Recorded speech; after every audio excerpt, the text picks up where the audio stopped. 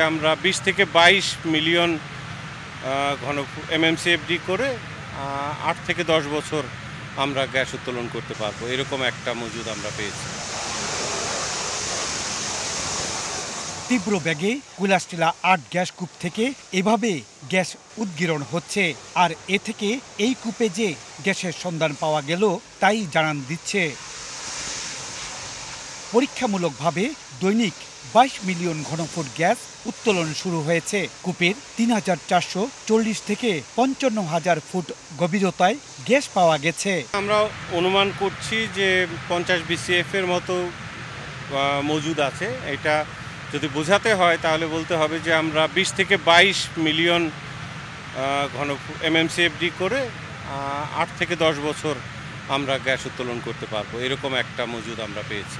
এই কূপ থেকে প্রাপ্ত গ্যাস ২ মাসের মধ্যে জাতীয় গ্রিডে সরবরাহ করা হবে বলে জানিয়েছেন জ্বালানি সচিব। নগদে ৫০০ টাকা বা তার বেশি পেমেন্টে পেতে পারেন ঢাকায় জমিসহ ২০ কোটি টাকার পুরস্কার।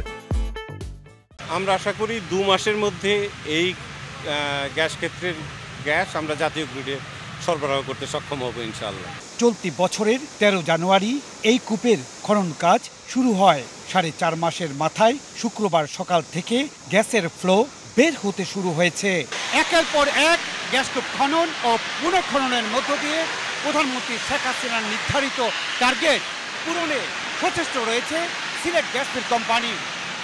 সিলেটের কৈলাসটিলা ৮ নম্বর গ্যাস কূপ থেকে ইকরামুল কবির, সময় সংবাদ।